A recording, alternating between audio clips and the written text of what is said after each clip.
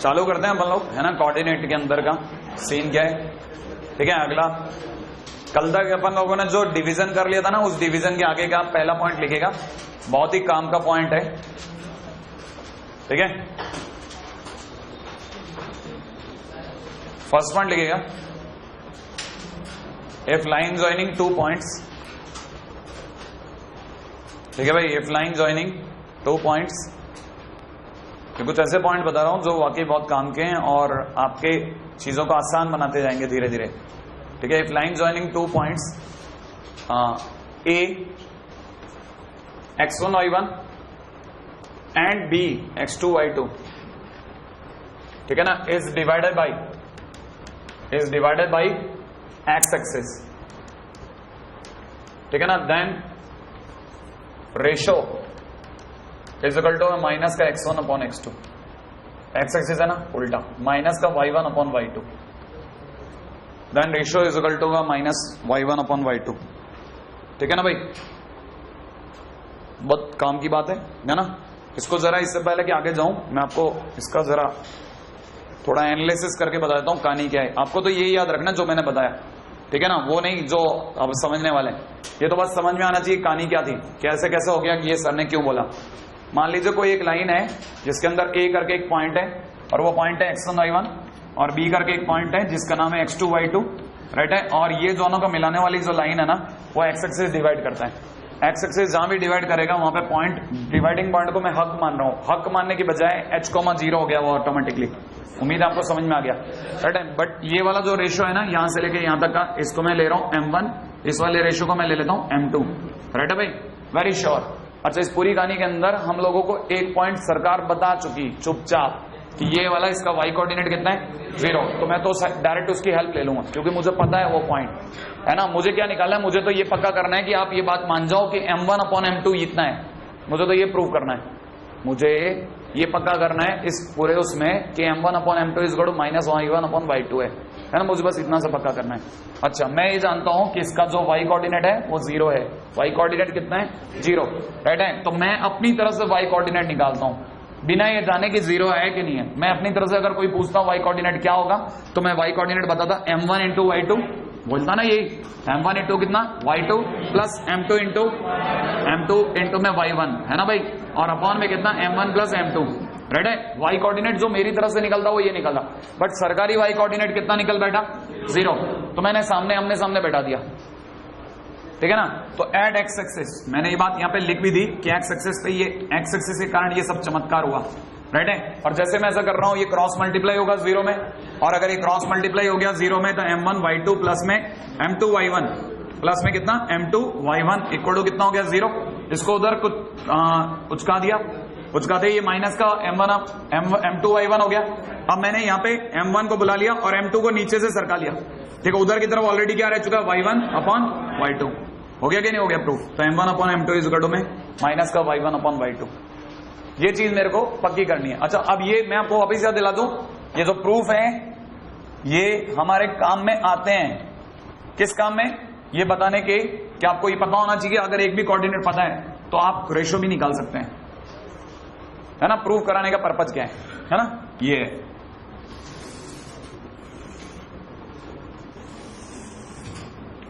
ठीक है, next point, अगले पॉइंट पर आ रहा हूं।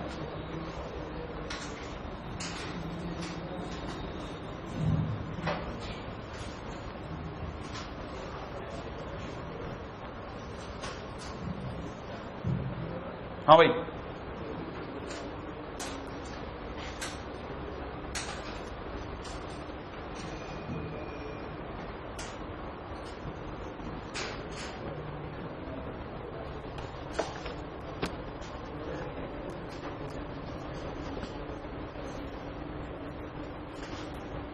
हाँ भाई, नेक्स्ट पॉइंट के ऊपर बात करता हूं। अगला पॉइंट लिखिएगा, राइट है, लिखिएगा, ठीक है। अगला पॉइंट है, इफ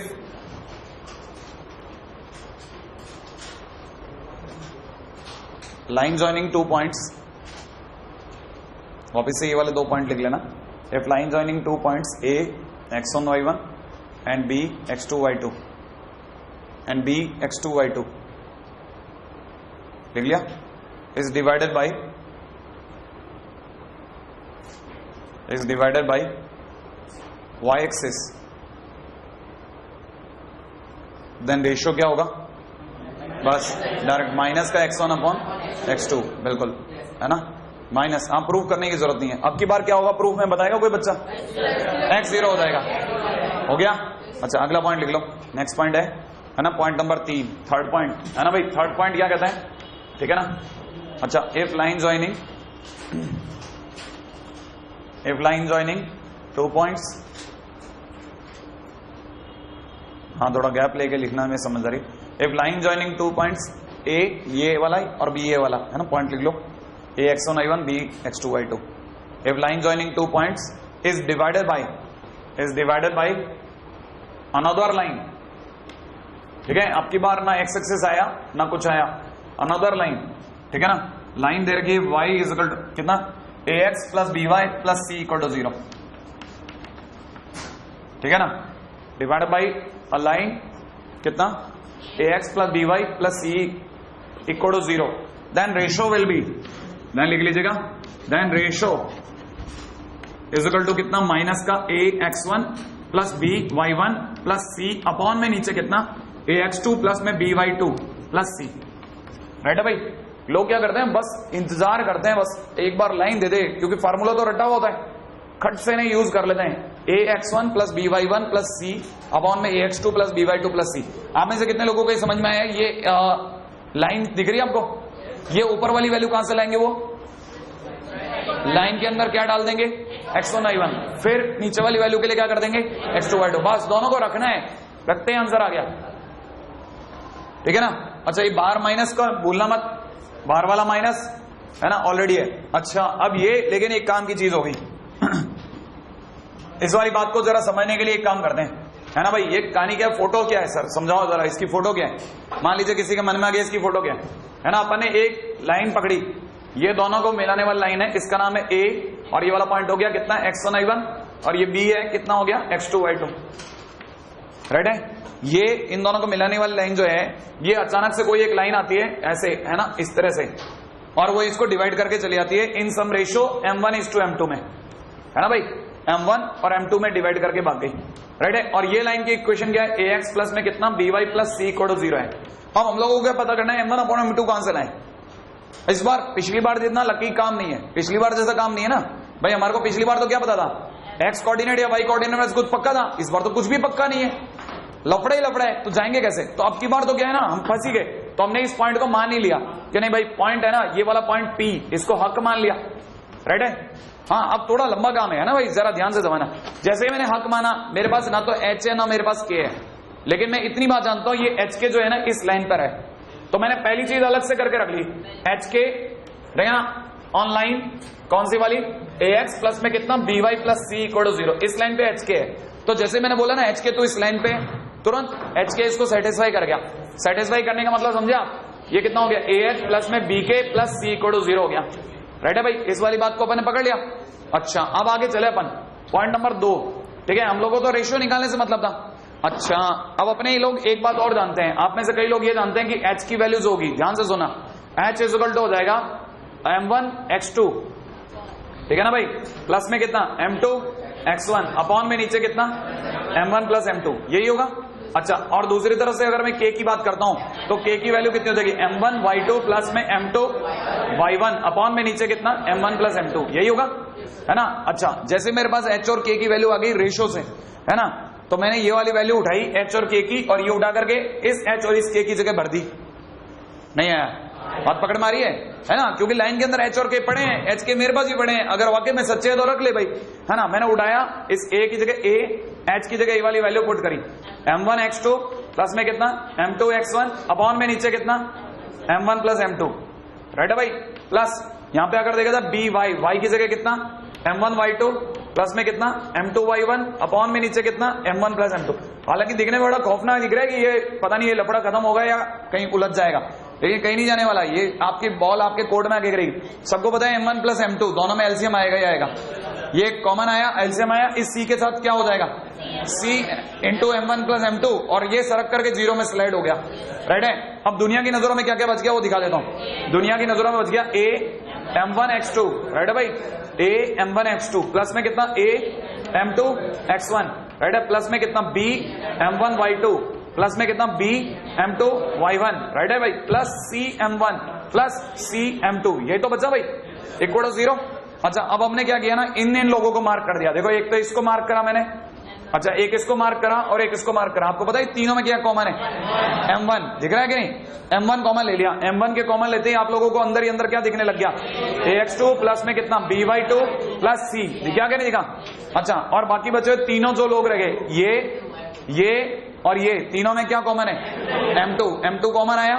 जितने में m2 कॉमन आ रहा था उसको उधर उचका लिया है, राइट है। आप इक्वल टू के उधर उसे जाते हुए देख रहे हैं, माइनस का m2 हो गया है, राइट है। और अंदर ही अंदर क्या कॉमन ले गया वो अपनी तरफ, ax1 plus by1 plus c, दिख रहा है आपको। अब m1 के नीचे m2 लगाया तो दुनिया को दिखने लग गया m1 upon m2 equal to में माइनस ये वाली जगह को पकड़े रखा, ax1 प्लस में कितना हो गया by1 प्लस c, दिख रहा है। और होल डिवाइड बाय नीचे वाला, इस वाली पार्टी को नीचे उचका दिया, ax2 प्लस में by2, राइट है, प्लस c, राइट है। प्रूफ हो गया है ना।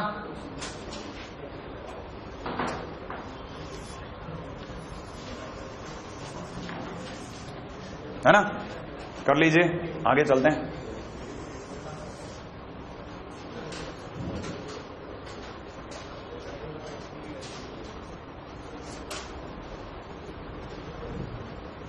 लिख लीजिएगा, इफ रेशो, अच्छा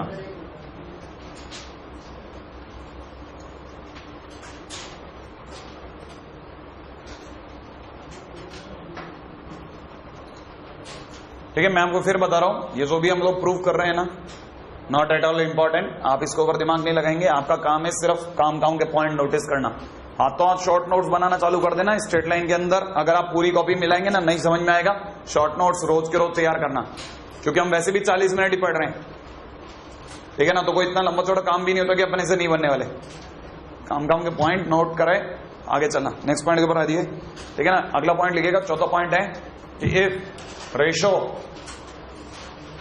is not given, if ratio is not given then take, if ratio is not given, लिख लिया, if ratio is not given then take lambda is to 1, ठीक है, as ratio, राइट है भाई। बस इतना ही है, 4 पॉइंट ही है। अगले पॉइंट पे आ रहा हूं, नेक्स्ट पॉइंट गया, ठीक है। क्वेश्चन को सुनना, क्वेश्चन कह रहा है, ठीक है ना, find coordinate of the point, ठीक है ना, ट्राइसेक्टिंग,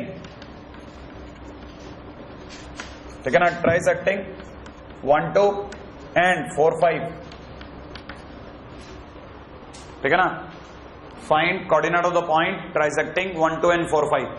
हाँ भाई, ये आपको पता है ट्राइसेक्शन का मतलब क्या होता है, 3 बराबर भागों में बांटना, है ना, 3 इक्वल पार्ट्स में बांटना। अगर भाई तो बात चल रही है 3 इक्वल पार्ट्स में डिवाइड करने की, तो देखिए साहब, कहानी ये है, इस कहानी को समझ लेना। ए अपने को एक पॉइंट दे दिया 1 2, ठीक है ना, और बी करके एक पॉइंट दे दिया जिसका नाम क्या, 4 5। अच्छा, 2 पॉइंट आए और इन्होंने 2 पॉइंट ने 3 बराबर भागों में बांट दिया, राइट है। मुझे ये डी और ये ई दिख रहे हैं, मुझे डी और ई से मतलब है, डी और ई के कोऑर्डिनेट निकालने, राइट है भाई। अब काम की बात क्या, डी के कोऑर्डिनेट नहीं पता, इसे तो मैंने हक मान लिया, राइट है। इसको अपन कुछ पी क्यू मान लें, राइट है भाई, मैंने अपनी तरफ से पॉइंट मान लिए। अच्छा, सबको काम की बात ये और भी पता है कि ये सबका रेशो 1:1 है। एक ही बार बोलूंगा, ध्यान से समझ लेना भाई, है ना। ये सबको पता है ये रेशो 1:1 है। अब काम की बात क्या, मुझे तो डी और ई के कोऑर्डिनेट निकालने, तो मैं एट ए टाइम तीनों को नहीं उठा रहा, मैं एक टाइम पे किसी एक को उठा रहा हूं, राइट है। मैंने डी के लिए बात चलाई, है ना, फॉर डी। सबसे पहले किसके लिए बात चला रहा हूं, फॉर डी, डी के लिए बात कर रहा हूं। डी इस समय पर पूरी कहानी को 1:2 में बांट रहा है, दिख रहा है आपको, 1:2 में बांट रहा है। अगर ये 1:2 में बांट रहा है तो h की वैल्यू की अगर मैं बात करता हूं तो h इज इक्वल टू में 1 into 4, 1 into 4, याद है ना। तो 1 into 4 प्लस में 2 into 1, 2 into इसका वाला x है कि नहीं भाई, 2 into 1 और whole divide by 1 + 2। Similarly k की अगर मैं बात करता हूं तो k इज इक्वल टू कितना निकल जाएगा, 1 into 5, y कोऑर्डिनेट y के लिए लड़ेगा, राइट है ना भाई। k 1 into 5, 1 into 5 प्लस में कितना 2 into 4, 2 into 2, राइट है भाई। 2 इंटू इसका वाला 2, राइट है। तो 2 इंटू 2 डिवाइड बाई नीचे कितना हो जाएगा 1 प्लस 2, राइट है। तो फाइनली कितना हो गया 4 और 2 6 डिवाइड बाई 3, कहने वाला आंसर हो गया 2। इधर कितना हो गया 5 प्लस 4 9, 9 डिवाइड बाई 3 बोले तो 3। तो इसलिए अपने पास में डी पॉइंट